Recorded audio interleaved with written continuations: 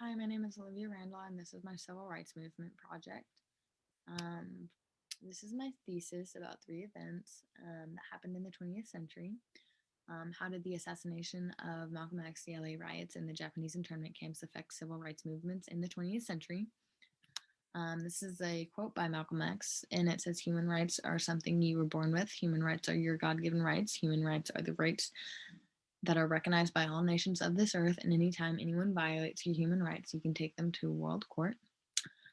Some background information about Malcolm X was he was born in Nebraska in 1925, but he moved to Michigan after his dad was being threatened by the KKK so much. His father did end up getting murdered by a white supremacist group. So after that, Malcolm did get caught up in some bad things like crimes and stuff. So he did end up going to jail for 6 years. After he got out, though, he turned his life around and became a minister for the Nation of Islam, which was stationed in New York, and he ended up becoming one of the most important and influential speakers. He gained a lot of followers through his different views of how um, Blacks should get their rights back and be thought of as equal. He thought that they should be able to use self defense when necessary, just like how whites can use self defense when they want to and not get prosecuted. But some people thought it was just a cover up to get violence as the main way, even when it wasn't necessary. Even with all those haters, Malcolm X did have a lot of people that looked up to him in New York and in the Nation of Islam.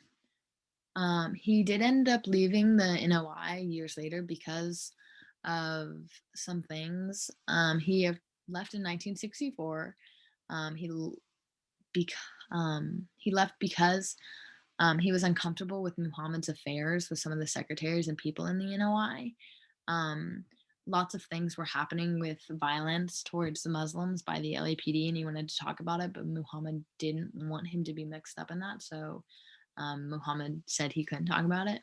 And Kennedy had just been assassinated. So Muhammad didn't think it was a good idea for Malcolm to talk about Kennedy's assassination when Malcolm wanted to.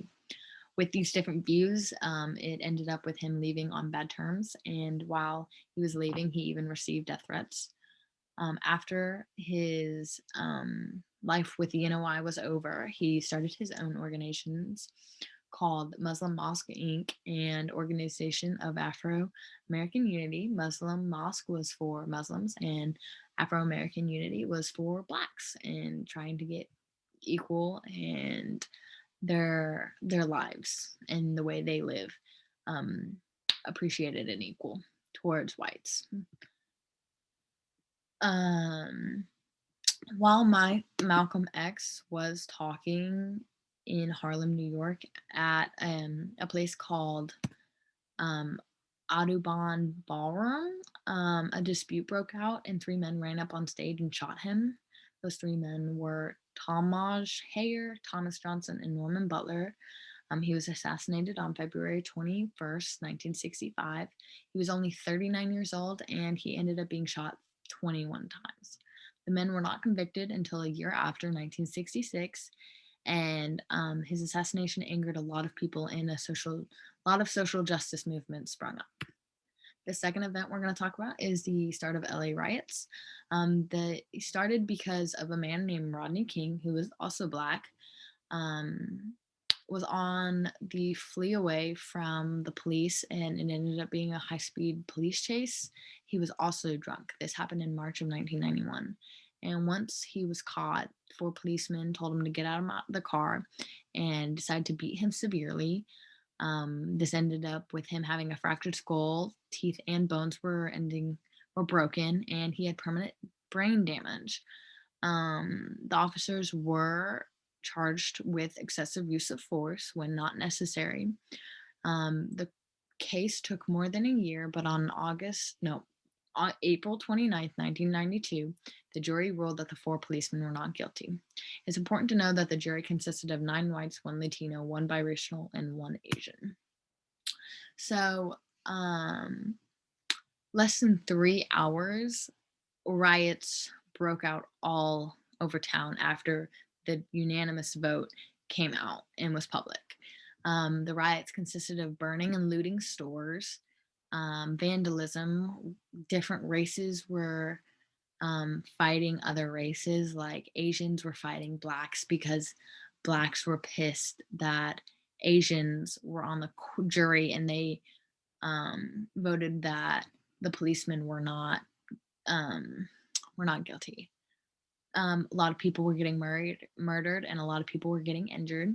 The LAPD was no help because they were biased against Afro Americans, and they also used force when not necessary, which ended up hurting more people than helping.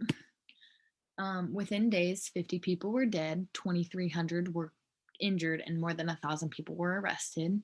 Over $1 billion of damage um, was what happened because of the riots, and the city was in flames. The governor called a state of an emergency and called 6,000 military troops to put the city back in order. After the riots had calmed down, 30,000 people volunteered to clean up the city police peacefully.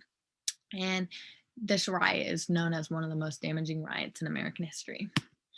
The last event we're going to talk about is the start of Japanese internment camps. The reason that Japanese internment camps were a thing was because of Pearl Harbor and the tensions between Japan and the US. President FDR was worried that the Japanese living in America would be loyal to their mother country, Japan, and betray the US. Since a lot of Japanese lived on the West Coast, FDR thought it was a security risk and was afraid that Japan would attack on the West Coast and the Japanese would allow them to enter. After a speech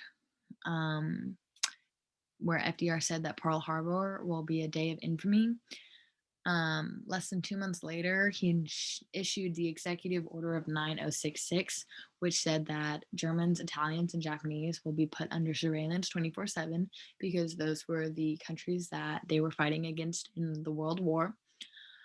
He started the Japanese internment camps from 1942 and 1945. There ended up being 10 internment camps.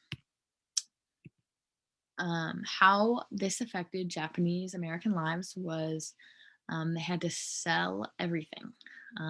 They had to sell lots of things cheaper than they actually were, so it would sell so easily. Some were taken so quickly that before the camps were even finished, they had to live in places called assembly centers. There were 12 sections in the West, especially made for Japanese internment camps. 2 generations, Isai and Nisai, were taken of Japanese Americans. They were forced to live under critical conditions. They were forced to have certain jobs that they could only work. There were guidelines on what jobs they could work. Kids were forced to go to schools, and lots of places were segregated, so Japanese could only eat in mess halls that were built for them. As the war came to an end, though, the internment camps were slowly evacuated. This allowed people to relocate. Some did, but most of them returned to their hometown.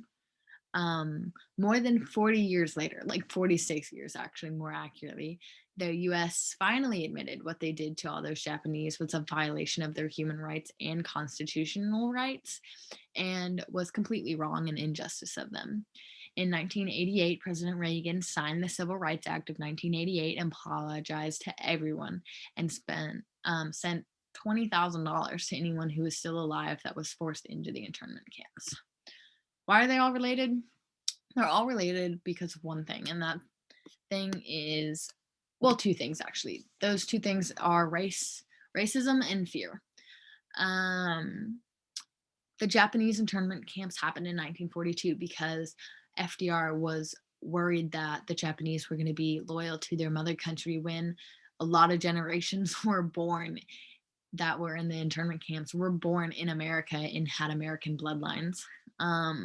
Malcolm X happened in 1962 because of his different views with an organization that he left in 1964.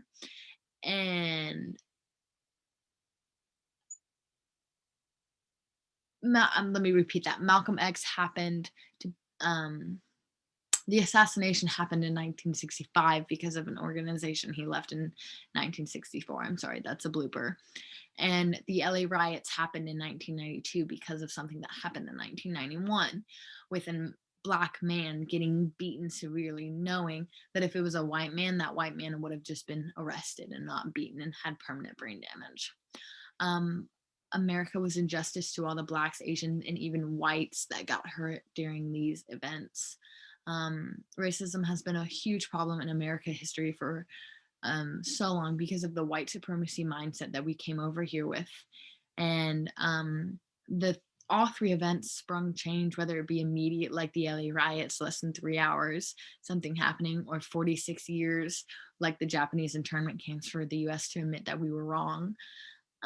It is not right for racism and fear to run America, and it creates a hostile environment and an unfair disadvantage for the people of color. Thank you so much.